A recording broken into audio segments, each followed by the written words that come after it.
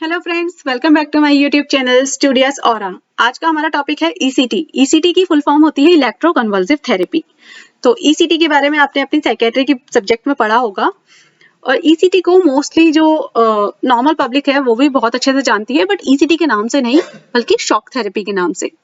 और काफी लोगों को ये भी लगता है कि जो भी कोई पेशेंट है, अगर किसी को कोई साइकेट्रिक इलनेस हो गई है या फिर किसी को कोई भी मेंटल इलनेस हो गई है और अगर वो हॉस्पिटल गया है तो उसे शॉक ट्रीटमेंट तो मिलेगा ही मिलेगा, अदरवाइज वो ठीक नहीं हो सकता। तो ये एक बहुत बड़ी मिसकंसेप्शन होती है लोगों के मन में। मिसकंसेप्शन ऑफ साइकेट्रिक इलनेस के बारे में मैं आपसे लास्ट वीडियो में बात कर चुकी हूँ। अगर आपने वो वीडियो नहीं देखी तो आप जाके मेरे चैनल की प्लेलिस्ट पे देख सकते हैं। नाउ आज हम ईसीटी के बारे में बहुत अच्छे से एकदम डिटेल में पढ़ेंगे। सो ईसीटी होती क्या है? ये एक सोमैटिक ट्रीटमेंट का ये एक टाइप होता है। ईसीटी एक थेरेपी है, जैसे कि आपको नाम से पता चल रहा है, इलेक्ट्रो कन्वल्सिव थेरेपी। तो इलेक्ट्रो मींस यहाँ पे इलेक्ट्रिसिटी का यूज होने वाला है, कहीं ना कहीं कि इलेक्ट्रिक स्टिमुलस यूज होंगे। कन्वल्सिव मतलब यहाँ पर आपको अगर आपने न्यूरो पढ़ा होगा तो आपको कन्वर्जन का मीनिंग पता होगा कि यहाँ पे कन्वर्जन्स इंड्यूस करे जाएंगे। तो सबसे पहले ये ईसीटी है, ये बिने एंड कैरलिटी इन्होंने इंट्रोड्यूस किया था सबसे पहले ये टर्म, और अप्रैल 1938 में। और 1980 के बाद से ईसीटी को बहुत ज्यादा मतलब एक यूनिक साइकेट्रिक ट्रीटमेंट कंसीडर किया गया।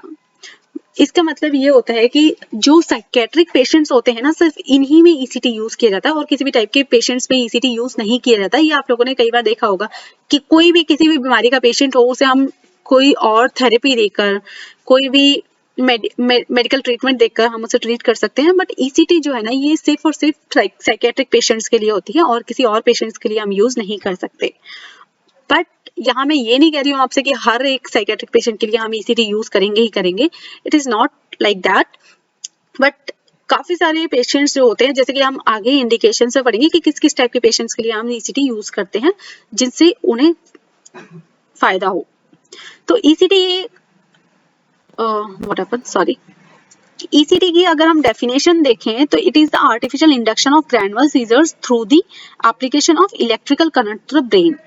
तो यहाँ पर क्या होता है कि ब्रेन में इलेक्ट्रिकल करंट हम अप्लाई करते हैं, जिसकी वजह से ग्रैनुलर सीजर्स जो है ना वो इंड्यूस होते हैं। तो हम क्या कर रहे हैं कि सीजर्स एक बीमारी है जिससे आपने पढ़ा होगा, अपने न्यूरो में पढ़ा होगा कि सीजर्स जिन पेशेंट्स को आते हैं उन्हें अलग अलग टाइप के सीजर्स होते हैं। सीजर्स होते हैं, कन्वर्जन्स कहते हैं हम, एपिलेप्सी, आपने ये सारे ही नाम पढ़े होंगे बहुत अच्छे से। ठीक है, अगर आपने नहीं पढ़े तो आप वो पढ़ सकते हैं, बट इसमें आपको इस टॉपिक में कोई फर्क नहीं पड़ेगा इतना। तो सीजर्स जो है ना, अगर वो नॉर्मली किसी पेशेंट को आ रहे हैं तो उसका ट्रीटमेंट करवाया जाता है, क्योंकि ये एक अबनॉर्मल एक्टिविटी है ब्रेन की अबनॉर्मल एक्टिविटी की वजह से सीजर्स आते हैं। बट यहाँ पर हम लोग खुद से सीजर्स इंड्यूस कर रहे हैं पेशेंट के अंदर। क्यों?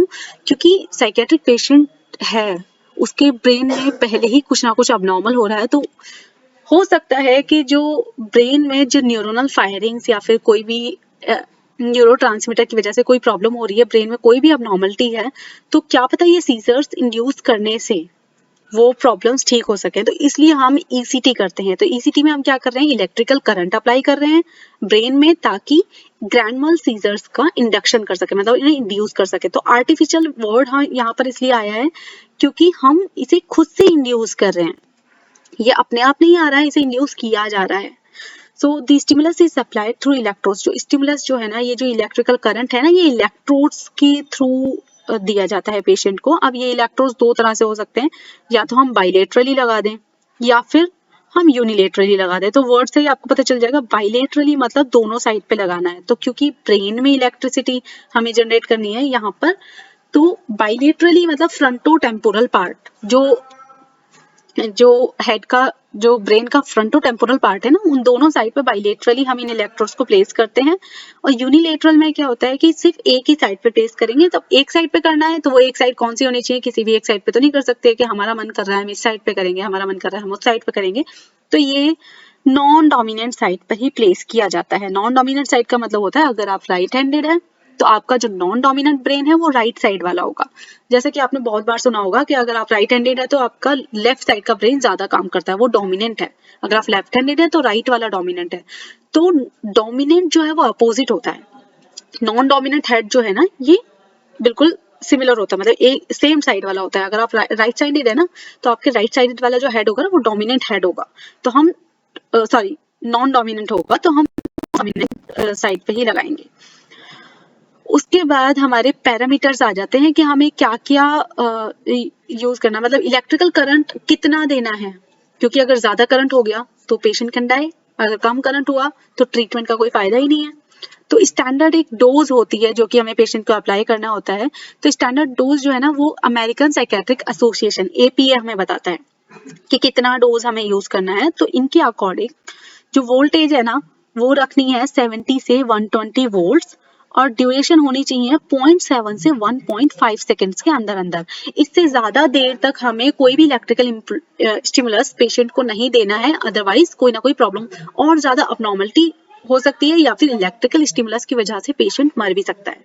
तो ये चीजें, इन चीजों का हमें खासतौर से ध्यान रखना होता है। ये चीजें ध्यान कौन रखेगा, तो ये साइकेट्रिस्ट और साइकेट्रिक नर्स और वहां पे जितने भी लोग हैं, जितने भी ये मतलब जितने भी वहाँ पे हेल्थ के वर्कर्स हैं, सब लोगों को इस चीज का खास ख्याल रखना होता है कि कोई भी चीज जो है वो लिमिट से बाहर ना हो।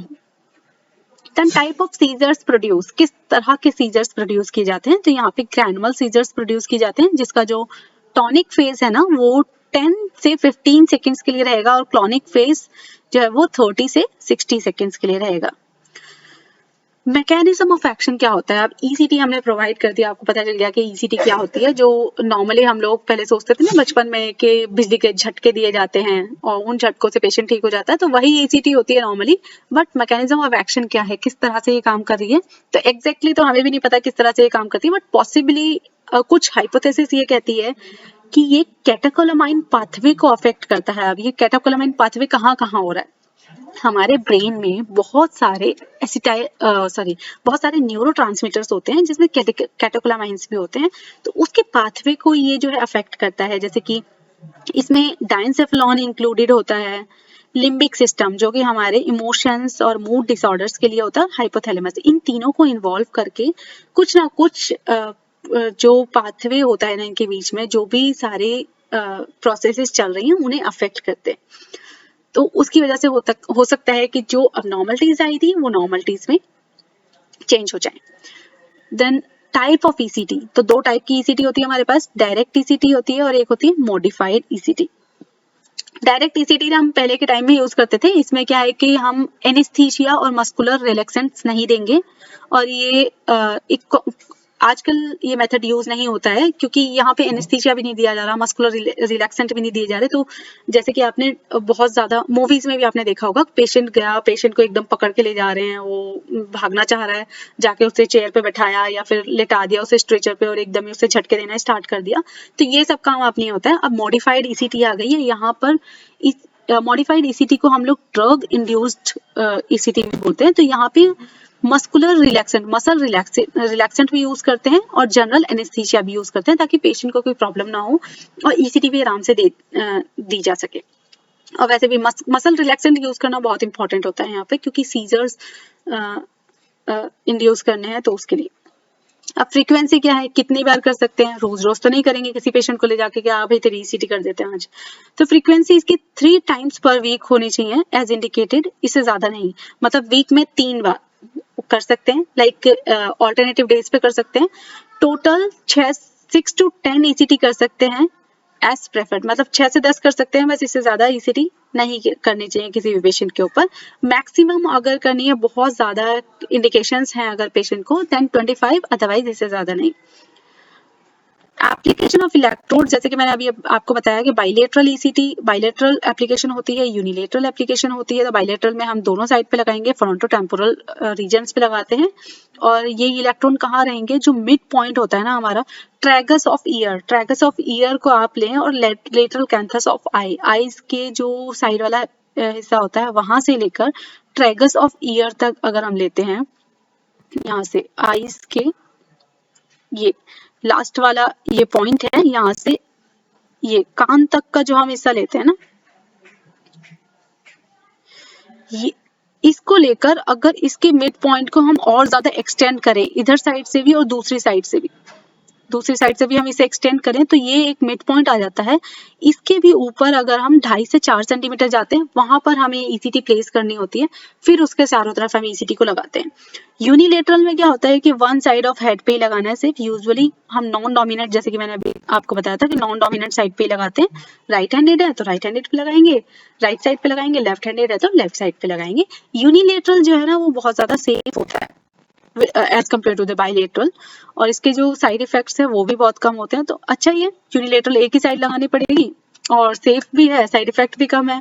पर्टिकुलरली जो मेमोरी लॉस वाला जो साइड इफेक्ट होता है ना वो बहुत कम होता है यूनिलेटरल का। तो ये सबसे बेनिफिशियल बात यहाँ पे आ जाती है, क्योंकि जो ईसीटी है ना इसका सबसे कॉमन साइड इफेक्ट आपको मैं आगे बताऊंगी कि मेमोरी इम्पेयरमेंट ही है।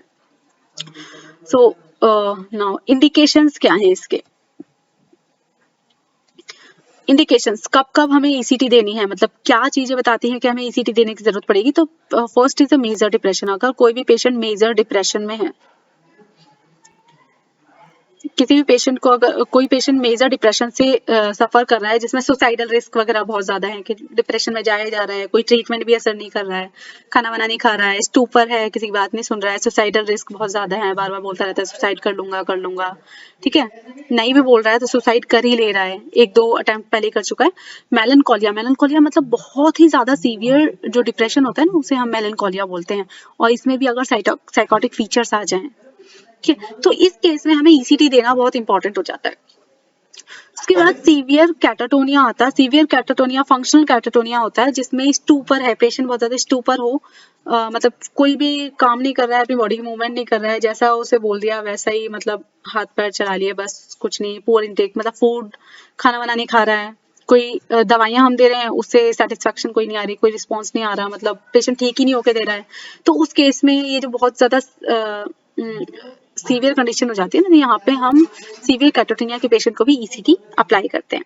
उसके बाद सीवियर साइकोसिस, अगर साइकोसिस की बहुत ज्यादा सीवियर स्टेज आ गई है जैसे कि स्किज़ोफ्रेनिया और मेनिया। स्किज़ोफ्रेनिया आप लोग जानते हैं कि ये आजकल बहुत साइकेट्री में बहुत कॉमन देखने को मिल रहा है, बट ये बहुत ही ज्यादा लाइक ये थोड़ा सीवियर डिजीजेज होती हैं। और मेनिया, अगर सीवियर मेनिया है जिसे हम नहीं ट्रीट कर पा रहे हैं ओनली विद द मेडिकेशन, क्योंकि साइकेट्री एक ऐसा डिपार्टमेंट है जहां आप सिर्फ और सिर्फ थेरेपी से पेशेंट को ठीक नहीं कर सकते, सिर्फ और सिर्फ मेडिकेशन से पेशेंट को ठीक नहीं कर सकते, आपको दोनों ही चीजों को साथ में लेकर चलना होगा। तो यहाँ पर क्या है कि स्किज़ोफ्रेनिया और मेनिया अगर सीवियर साइकोसिस वाले ये डिसऑर्डर्स हैं जिसमें रिस्क ऑफ सुसाइड बढ़ गया है, होमिसाइड भी है, डेंजर ऑफ फिजिकल असॉल्ट है, डिप्रेसिव फीचर्स आ रहे हैं, तो और सबसे बड़ी बात कि ड्रग थेरेपी जो है ना यहाँ रिस्पॉन्स नहीं दे रहा है पेशेंट, तो इस केस में भी आपको ईसीटी करना पड़ेगा। उसके बाद कुछ ऑर्गेनिक मेंटल डिसऑर्डर्स हो जाते हैं जैसे कि ऑर्गेनिक मूड डिसऑर्डर या ऑर्गेनिक साइकोसिस। फिर कुछ और भी इंडिकेशंस हैं जैसे कि वही डिप्रेशन एंटी डिप्रेसेंट थेरेपी की तरह यूज कर सकते हैं इसे काफी केसेस में, तो ये हो जाएगा। अब इंडिकेशंस हमने देख ली कब कब हमें ईसीटी देनी है। कॉन्ट्रा इंडिकेशंस क्या है कि कब कब हमें ईसीटी नहीं देनी है पेशेंट को, कब कब कॉन्ट्रा इंडिकेटेड है। तो यहाँ पे हमारे पास एब्सोल्यूट कॉन्ट्रा इंडिकेशन है, जब कुछ भी हो जाए, दुनिया इधर से उधर हो जाए, लेकिन ये एब्सोल्यूट कॉन्ट्राइंडिकेशन है, यहाँ पे ईसीटी नहीं देनी है तो बस नहीं देनी है।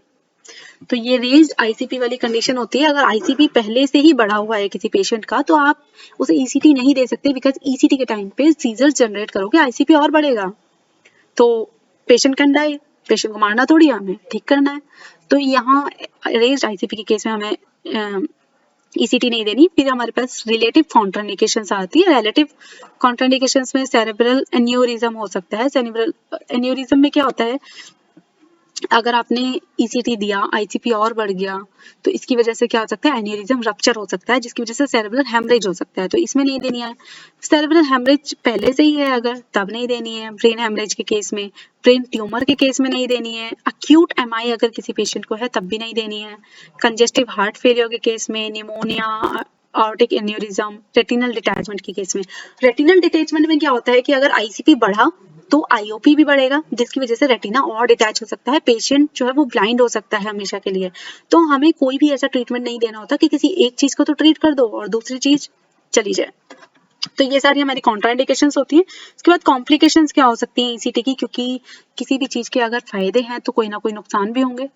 ठीक है, तो कॉम्प्लिकेशंस क्या हो सकते हैं, साइड इफेक्ट्स की बात हम आगे करेंगे। यहाँ पे कॉम्प्लिकेशंस, लाइफ थ्रेटनिंग कॉम्प्लिकेशंस तो नहीं होती, अगर होती भी है तो बहुत रेयर है इतना, क्योंकि ईसीटी कोई भी ब्रेन डैमेज कॉज नहीं करता है। बट समटाइम्स अगर कोई एल्डरली पेशेंट है या ऑस्टियोप्रोसिस है किसी पेशेंट को, तो वहाँ पे फ्रैक्चर हो सकता है उन्हें थोड़ा बहुत, या अगर किसी की पहले से हार्ट डिजीज की हिस्ट्री है, डिसरिदमियास की हिस्ट्री है, या फिर तो उनमें रेस्पिरेटरी अरेस्ट हो सकता है, क्योंकि हम यहाँ पे मसल रिलैक्सेंट दे रहे हैं। जब भी हम मसल रिलैक्सेंट किसी पेशेंट को देते हैं ना, तो उसकी वजह से क्या होता है कि जो रेस्पिरेटरी मसल्स है ना वो भी रिलैक्स हो जाएंगी, वो भी कहेंगी चल थोड़ी देर तू भी आराम कर, और वो सांस नहीं ले पाएगा पेशेंट ठीक से, तो रेस्पिरेटरी अरेस्ट हो सकता है। लेकिन वो कब, जब इनमें प्रायर हिस्ट्री है, क्योंकि ऐसे ही कोई भी साइड इफेक्ट या कोई भी कॉम्प्लिकेशन पेशेंट को नहीं हो सकती, क्योंकि पूरे सुपरविजन में ये सारा काम हो रहा है। डॉक्टर्स हैं, साइकेट्रिस्ट, नर्सेज और एनेस्थेसियोलॉजिस्ट, ये सब लोग हैं, तो ऐसे कोई भी कॉम्प्लिकेशन हर किसी पेशेंट में नहीं हो सकती है। देन साइड इफेक्ट्स इसके क्या है, मैंने आपको सबसे पहले बताया था कि सबसे कॉमन साइड इफेक्ट इसका यही है कि मेमोरी इम्पेयरमेंट होती है। और मेमोरी इम्पेयरमेंट में भी मेन जो सबसे कॉमन है ना, वो आपका यहाँ पे आता है रेट्रोग्रेड एमनीशिया। तो रेट्रोग्रेड एमनीशिया यहाँ पे सबसे कॉमन वाला मेमोरी इम्पेयरमेंट होता है, जिसमें पेशेंट जो है ना अपने टाइम से पहले की बातें भूलने लगता है, उसे ईसीटी के टाइम का ही नहीं याद होता क्या हुआ था, कैसे हुआ था। और क्योंकि हम ड्रग इंड्यूस ईसीटी करते हैं, तो ड्राउजीनेस, कंफ्यूजन, रेस्टलेसनेस वगैरह होता है, poor concentration, anxiety, headache, weakness, ये सारे सिम्टम्स आते हैं। Mouth dryness, palpitation, nausea, vomiting, unsteady gait, मतलब सीधा नहीं चल पाता है पेशेंट, थोड़ा टेढ़ा मेढ़ा चलेगा। टंग बाइट हो सकती है, इनकॉन्टिनेंस हो सकता है, ये दोनों सीजर्स के साइड इफेक्ट होते हैं, टंग बाइट और इनकॉन्टिनेंस वाले। अगर आपने सीजर्स पढ़ा होगा तो आपको ये अच्छे से पता होगा। इसके बाद हम आ जाते हैं ईसीटी टीम में कौन कौन होता है। तो टीम, जैसे कि मैंने ये बताया था कि ये पूरा टीम वर्क है, कोई एक सिर्फ एक डॉक्टर ईसीटी नहीं कर सकता, सिर्फ एक नर्स नहीं कर सकती, सिर्फ एक एनेस्थेसियोलॉजिस्ट नहीं कर सकता, तो ये पूरा टीम वर्क होता है। तो यहाँ पे एक साइकेट्रिस्ट है, एनेस्थेसियोलॉजिस्ट है, ट्रेन नर्सेज और भी बहुत सारे हेल्थ केयर वर्कर्स होते हैं यहाँ पे जो ईसीटी में हेल्प करते हैं। उसके बाद ट्रीटमेंट फैसिलिटीज क्या देनी होती है, तो वेल इक्विप्ड रूम होना चाहिए, मतलब इक्विपमेंट होने चाहिए प्रॉपर, आपके पास इक्विपमेंट सप्लाई होनी चाहिए, एनेस्थीसिया होना चाहिए, एनेस्थेटिक अप्लायंस होने चाहिए, suction apparatus, face mask, oxygen cylinder, adjustable flow walls होने चाहिए उसके, ताकि हम ऑक्सीजन के फ्लो को कम ज्यादा कर सकें जैसे कि पेशेंट को नीड हो। टंग डिप्रेसर्स होने चाहिए ताकि टंग बाइट से हम पेशेंट को बचा सकें। माउथ गैग, रिससिटेशन अपरेटस, अगर पेशेंट को ईसीटी के दौरान कुछ हो जाता है, कोई भी कॉम्प्लिकेशन अगर हो जाती है, तो रिससिटेशन अपरेटस होना वहां पर बहुत इंपॉर्टेंट है, ऐसी प्रोसीजर्स में होना चाहिए। देन इमरजेंसी ड्रग्स भी वहां पर अवेलेबल होने चाहिए। तो ये सारी चीजें विद अ डिफिब्रिलेटर, ये सारी चीजें होनी चाहिए। देन रिकवरी रूम भी पूरा इक्विप्ड होना चाहिए, क्योंकि ईसीटी के बाद पेशेंट को रिकवरी रूम में रखा जाता है कम से कम 1 घंटे तक, तो उसे पेशेंट जो है वो अनकॉन्शियस ही होता है, मतलब ओके। उसके बाद हमारा आ जाता है रोल ऑफ नर्स, कि नर्स की रिस्पॉन्सिबिलिटी क्या है यहाँ पर। तो role of nurse, I guess ये वीडियो थोड़ी सी लंबी होने वाली है, ओके। तो रोल ऑफ नर्स मैं आपके साथ थोड़ा जल्दी जल्दी डिस्कस कर लेती हूँ ताकि ये वीडियो ज्यादा लंबी ना हो। तो role of nurse, pre treatment, 3 तरह के, मतलब 3 टाइप्स में हमने डिवाइड किया है इन्हें। प्री ट्रीटमेंट, ट्रीटमेंट से पहले क्या क्या करना है, तो सबसे पहले तो पूरी पूरी हिस्ट्री लेनी है, मेडिकल और साइकेट्रिक हिस्ट्री लेनी है पेशेंट की, ठीक है। कोई भी एलर्जी वगैरह तो नहीं है, उस चीज की पूरी हिस्ट्री लेनी है, क्योंकि हमें ड्रग्स प्रोवाइड करने हैं यहाँ पे, एनेस्थीसिया देना है, तो एलर्जीज नहीं होनी चाहिए पेशेंट को उससे। दूसरा, फैमिली को हमें बताना है कि पूरे इंडिकेशंस क्या हैं, क्यों हम पेशेंट को ईसीटी दे रहे हैं, साइड इफेक्ट्स क्या हैं इसके, थेरेपेटिक इफेक्ट्स क्या होंगे, क्या क्या इफेक्ट होंगे ईसीटी के बाद। ऐसे नहीं जैसे मूवीज में दिखाते हैं ना कि पेशेंट की फैमिली को कुछ नहीं पता, पेशेंट को नहीं पता, बस खींच के ले जा रहे हैं, ईसीटी दे रहे हैं, तो ये सब प्रोसीजर नहीं करना है। पेशेंट को पेशेंट को तो खैर नहीं बता सकते हैं, बट अगर पेशेंट में इंसाइट है, वैसे इंसाइट तो नहीं होती है क्योंकि यहाँ पे हम साइकोसिस पेशेंट्स की बात कर रहे हैं, तो पेशेंट की फैमिली को हमें पूरी नॉलेज देनी है, क्यों कर रहे हैं, इसके साइड इफेक्ट्स क्या हैं, थेरेपेटिक इफेक्ट क्या आएंगे, रिस्क क्या क्या हो सकते हैं, ताकि पेशेंट को फैमिली को पूरा पता होना चाहिए। फिर उनसे कंसेंट भी लेना है इस बारे में, इन्फॉर्म्ड कंसेंट लेना है, इन्फॉर्मेशन देने के बाद ही कंसेंट लोगे ना आप। उसके बाद पेशेंट के पूरे बेसलाइन वाइटल साइंस को चेक करना है कि कोई वाइटल्स ऊपर नीचे तो नहीं हो रहे हैं, अगर बीपी वगैरह ज्यादा या कम हो रहा है तो उसकी वजह से भी प्रॉब्लम हो सकती है, ईसीटी को फिर डिले करना पड़ेगा। पेशेंट को 4 से 6 घंटे तक एम्प्टी स्टमक रखना है, मतलब ईसीटी से 4 से 6 घंटे पहले कुछ भी खिलाना पिलाना नहीं है पेशेंट को, पूरा एनपीओ स्टेटस पे रखना है। और नाइट डोजेज जो है ना ड्रग्स की, जो कि सीजर थ्रेशोल्ड को इंक्रीज करती है, उन्हें विदहोल्ड करना है, जैसे कि डायजेपाम वगैरह, बार्बिट्रेट्स या एंटी कन्वर्जेंट्स। क्योंकि ईसीटी में हम क्या कर रहे हैं, कन्वर्जन को क्रिएट कर रहे हैं, हम यहाँ पे इंड्यूस कर रहे हैं हम सीजर्स, और हम उसी के लिए दवाई दे दे रात में कि भाई सीजर खत्म करने की दवाई ले ले तो सीजर नहीं आएंगे, तुझे कम हो जाएंगे, ठीक है। तो कोई मतलब ही नहीं है ईसीटी का। यहाँ हम दवाई दे रहे हैं कि सीजर नहीं आए, वहां हम सीजर को इंड्यूस कर रहे हैं, सीजर इंड्यूस होगा ही नहीं, ईसीटी इफेक्टिव होगी नहीं, फिर फायदा क्या, ठीक है। Waste of time, waste of equipments, resources का वेस्ट होगा, और सबसे मेन चीज है पेशेंट को हार्म होगा फिर उससे। उसके बाद ओरल मेडिकेशंस भी अगर कोई है मॉर्निंग की, तो वो भी विदहोल्ड करके रखनी है, मतलब रोक के रखनी है। और हेड को शैम्पू करना है, ये मेन चीज होती है कि सुबह सुबह जो पेशेंट का हेड है ना, हेयर को शैम्पू करना है, मतलब अच्छे से सिर धुलाना है। क्योंकि जो इलेक्ट्रोड्स हम लगा रहे हैं ना, अगर सिर में थोड़ा सा भी ऑयल वगैरह होगा ना, तो वो इलेक्ट्रोड्स वहाँ पे स्टिक नहीं होंगे, चिपकेंगे नहीं, तो इलेक्ट्रिकल इम्पल्स जो है ना वो अंदर जा ही नहीं पाएगी, तो ईसीटी पूरा बेकार हो जाएगा, ठीक है। कोई भी अगर ज्वेलरी वगैरह पेशेंट ने पहनी है, कोई प्रोस्थेसिस है, डेंचर्स, कॉन्टैक्ट लेंसेज वगैरह कुछ भी है, तो ये सारी चीजों को रिमूव कर देना है। इवन टाइट क्लोथिंग्स अगर है ना पेशेंट के ऊपर, तो टाइट क्लोथिंग्स बिल्कुल ही बनानी है, हॉस्पिटल क्लोथ्स बनाने हैं जो कि थोड़ा लूज होते हैं, क्योंकि यहाँ पे सीजर्स आने वाले हैं। ब्लैडर को एम्प्टी करके रखना है, क्योंकि इनकॉन्टिनेंस हो सकता है ईसीटी के दौरान। फिर 0.6 mg ऑफ एट्रोपिन देना है IM, या सबक्यूटेनियसली भी दे सकते हैं। ईसीटी से 30 मिनट्स पहले हमें ये देना है, okay. Then intra procedure care क्या हो सकती है, प्रोसीजर जब चल रहा है ईसीटी के दौरान क्या क्या केयर करनी है, तो पेशेंट को सबसे पहले सुपाइन पोजीशन देनी है, रेस्टिंग पोजीशन, अच्छे से सुपाइन पोजीशन दो, पेशेंट को बिल्कुल अच्छे से लेटा दो, एंजाइटी फियर वगैरह नहीं होना चाहिए पेशेंट के अंदर। और कुछ ड्रग्स जो है वो देनी होती है पेशेंट को, थायोपेंटल सोडियम देनी है, मसल रिलैक्सेंट है ये, ठीक है। सॉरी, थायोपेंटल सोडियम देनी है, सक्सिनाइल कोलाइन देना है as a muscle relaxant. Thiopental sodium ये अपना एनेस्थीसिया देना होता है हमें। और पेशेंट के एयरवे को ओपन रखना है, माउथ गैग वगैरह वहाँ पे सब कुछ रखना है, और नॉर्मल सलाइन वगैरह का सबका इंतजाम वहाँ पे करके रखना है। मॉनिटर करना है वोल्टेज इंटेंसिटी, जैसे कि मैंने बताया था कि ईसीटी जब चल रही है तो पूरा का पूरा voltage intensity, duration of electrical impulse, ये सारी चीजें हमें मॉनिटर करते रहना है कि ज्यादा कम ना हो जाए। उसके बाद सीजर एक्टिविटी जो है ना उसे मॉनिटर करना है, किस तरह के सीजर्स आए हैं, कैसी मूवमेंट हुई है ऑर्गन्स की, सीजर कितनी देर में रिजॉल्व हो रहे हैं, कितनी देर के लिए आए, ये सब चीजें देखनी है। 100% ऑक्सीजन पेशेंट को देनी है। सीजर के दौरान हमें ईसीजी भी चेक करनी है, पेशेंट की vital science, ECG, SpO2, EEG, ये सब कुछ चेक करते रहना है। प्रोसीजर के बाद क्या करना है, पेशेंट का सबसे पहले वाइटल साइन चेक करो, जैसे कोई भी प्रोसीजर होता है उसके पास वाइटल साइन चेक करते हैं, वो बहुत इंपॉर्टेंट होता है। एयर वे वगैरह को चेक करना होता है अच्छे से। कॉन्टिन्यूअस ऑक्सीजन तो देनी ही देनी है, क्योंकि पेशेंट अभी अनकॉन्शियस है, जब तक स्पॉन्टेनियस रेस्पिरेशन स्टार्ट नहीं हो जाती, जब तक मसल रिलैक्सेंट का असर खत्म नहीं हो जाता, उसे ऑक्सीजन देते रहें। उसके बाद पेशेंट को थोड़ी बहुत कंफ्यूजन, रेस्टलेसनेस वगैरह होगी, तो उसको थोड़ा साइकोलॉजिकल सपोर्ट भी दें, और उसे इंजरी से पेशेंट को बचाना है, सक्शन वगैरह कर देना है, ताकि पेशेंट को कोई प्रॉब्लम ना हो। तो this is all about the ECG. मैंने आपको ईसीजी के बारे में सब कुछ बता दिया है, उसके डेफिनेशन क्या होती है, इंडिकेशंस क्या है, कॉन्ट्राइंडिकेशन, साइड इफेक्ट्स, कॉम्प्लिकेशंस क्या क्या है, और नर्सेज रिस्पॉन्सिबिलिटीज क्या है। तो this is all about ECT. अगर आपको फिर भी कोई डाउट है ईसीटी में, then you can comment in the comment box and I will try to answer all your queries. And thanks for watching the video. Please like and share the video and subscribe the channel for more updates. And please notification bell icon को press करें, ताकि आपको इस आने वाली videos की updates मिलती रहें. Thanks again.